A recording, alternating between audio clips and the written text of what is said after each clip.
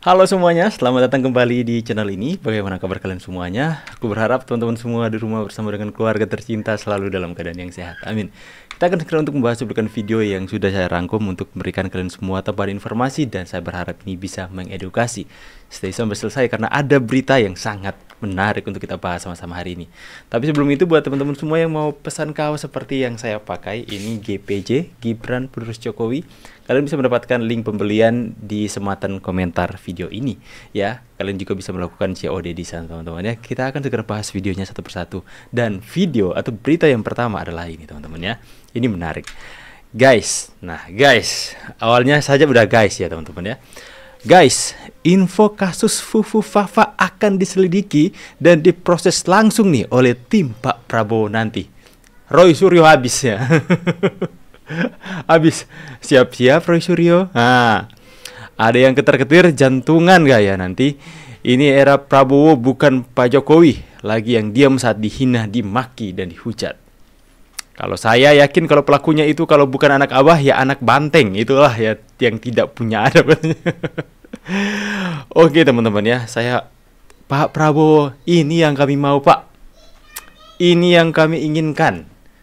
Dimana ketika pemerintah, presiden yang rakyat cintai itu dimaki-maki, dihujat-hujat, difitnah, pemerintah tidak diam saja ya. Menindak orang-orang yang melakukan kejahatan bukanlah pelanggaran demokrasi. Ketika mereka sudah menghina, menghujat, mengolok-olok presiden, ketika mereka sudah memfitnah dengan kabar-kabar yang tidak benar, itu sudah adalah sebuah tindakan kejahatan yang patut untuk ditindak secara tegas, dihukum secara tegas. Itu sama sekali Pak tidak melanggar demokrasi. Persetan mereka mau katakan apa? Otoriter, merusak demokrasi, tidak memberikan kebebasan bersuara. Kalian sudah diberikan kebebasan bersuara oleh Pak Jokowi selama 10 tahun. Dan kalian pergunakan itu sebagai ajang kalian untuk melampiaskan kebejatan kalian dengan mengatakan Pak Jokowi yang tidak-tidak. Hati-hati loh.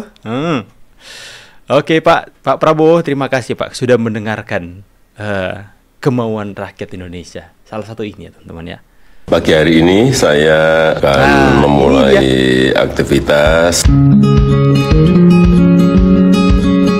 Oke Pak Jokowi ngevlog. Biasanya saya kalau pagi itu sebelum beraktivitas minum jamu. Jamu. Rahasia kekuatan Pak Jokowi ternyata di jamu ya. Jamu ini adalah jamu dari campuran temulawak, jahe, kunyit. Jadi jahe ditumbuk atau dirajang-rajang, temulawak ditumbuk rajang-rajang, kunyit juga, kemudian diseduh, air panas, disaring, kemudian diminum. Dan sudah saya minum mungkin 17-18 tahun yang lalu. Wow. Sampai sekarang. Saya rasa akan memberikan manfaat yang baik untuk kebugaran tubuh. Ingin mencoba, ya dibuat sendiri. Mau dong dari bekasnya Bapak aja. Ini juga hal yang bermanfaat teman-teman ya, yang diberikan oleh Pak Jokowi. Mungkin teman-teman semua yang sering cepat lelah, cepat capek dalam melakukan aktivitas, wajib nih kita coba sama-sama ya. Ya, ada temulawak, ada jahe, ada kunyit, kemudian semuanya ditumbuk, kemudian dimasak atau direbus bersama dengan air bersih tentunya, kemudian dari hasil air tersebut yang sudah direndam sama ketiga bahan tadi, airnya diminum. Apa nggak pahit Pak?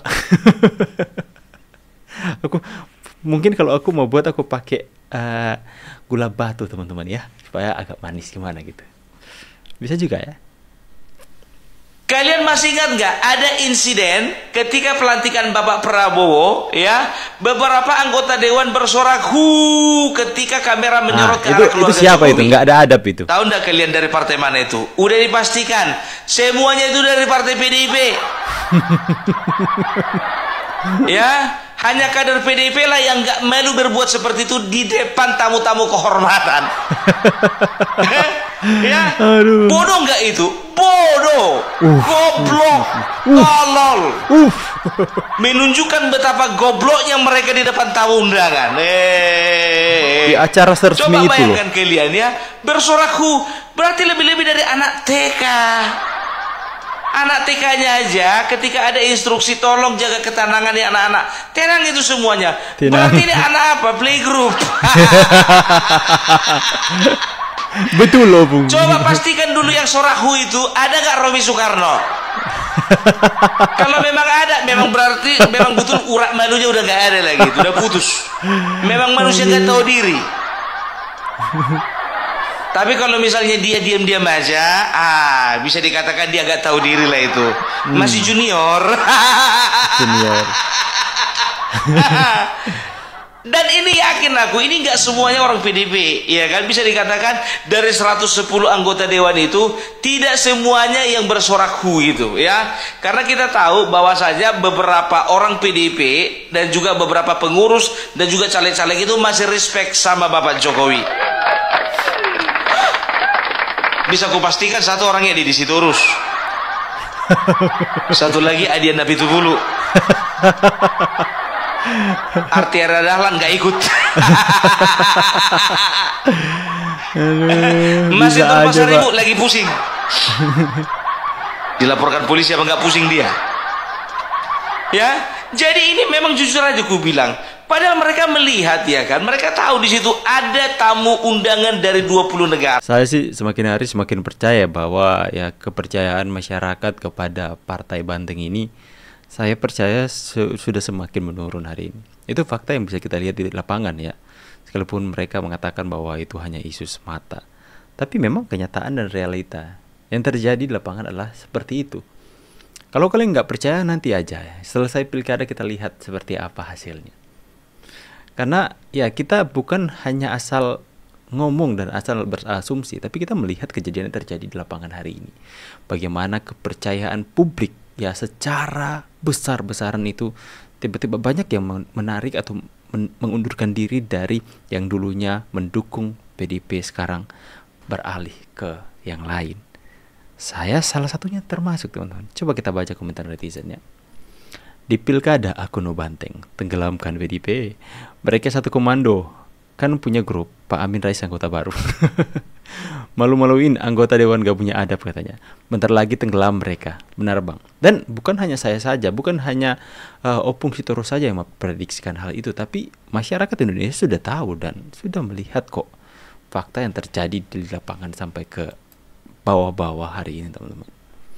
Ada yang ngatain Mas Gibran sebagai pemulung karena suka belusukan. Bentar ini kalian lihat tuh. Dibalas, iya Pak.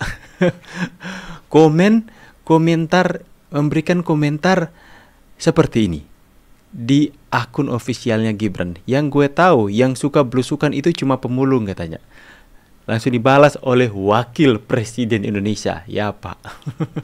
Untung nggak apa zaman demokrasi ya. Siapa lagi kalau bukan anak abah? Namanya Oedipus. Oedipus. Yang gue tahu yang suka belusukan itu cuma pemulung. Apakah Oedipus sejenis dengan oktopus? Ya karena kan kalau hewan itu nggak punya akal budi, teman-teman ya. Gibran, iya Pak. Gak salah sih yang dikatakan anak abah, karena kemarin ada seorang pemulung yang belusukan untuk mencari partai agar bisa nyalon gubernur. Bahkan, meski gagal nyalon gubernur, pemulung tersebut tetap belusukan. Tapi baru gitu kali ini ya, gue sepakat dengan omongan anak abah. Ada yang ngatain Mas Gibran sebagai pemulung karena teman-temannya. Emang nanti IKN dibangun buat Pak Jokowi kan nggak juga? Ini jalan-jalan tol yang menikmati anak-anaknya Pak Jokowi, iya. Tapi anak-anak kita juga akan menikmati. Yes. Kita juga akan menikmati.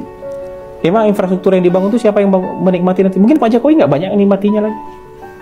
Sudah selesai, sudah pensiun, sudah ngomong cucu, mungkin nggak menikmati lagi. Tapi rakyat Indonesia kan menikmati. Baru orang ngerasain ya bang ya? Baru orang. Pas bangunnya mungkin orang, wah ini apa nih? Jadi dulu ketika GBK itu dibangun, itu mungkin demo pertama di Republik itu. Unjuk rasa, dan itu penggusuran pertama di Republik Indonesia tuh. Kan udah pindah-pindah tuh, awalnya dari Ben Hill kemana segala macam, akhirnya di Senayan. Tapi tetap aja ngusur orang.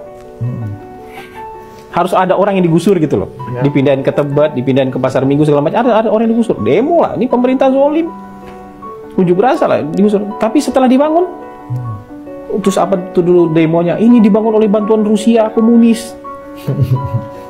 Tapi setelah dibangun dipakai nggak? Sekarang anak cucu orang yang protes itu main nggak di GBK? Kemungkinan besar main.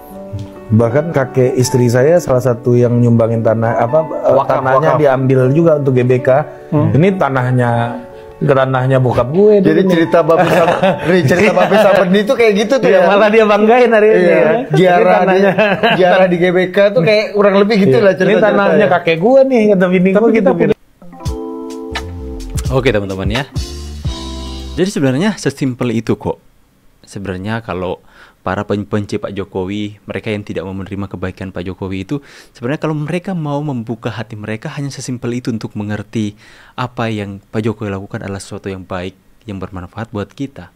Yang dibangun infrastruktur hari ini Pak Jokowi, bukan Pak Jokowi yang menikmati. Nanti ke depannya yang akan menikmati anak cucu kita, teman-teman. Ya, jika saja mereka mau membuka sedikit celah dalam hati mereka untuk mau melihat sisi yang berbeda, yang selama ini mereka itu terdoktrin dengan bagaimana cara untuk memuji Pak Jokowi, bagaimana cara untuk melihat keburukan Pak Jokowi. Kalian buka saja sedikit celah dan coba kalian lihat kebaikan yang dilakukan oleh Pak Jokowi. Sekalipun hari ini beliau sudah tidak memimpin, saya percaya jika kalian tetap menutup hati, kalian akan tetap sakit hati dan benci kepada beliau. Sudahlah. Beliau banyak melakukan kebaikan untuk Indonesia ini, ya.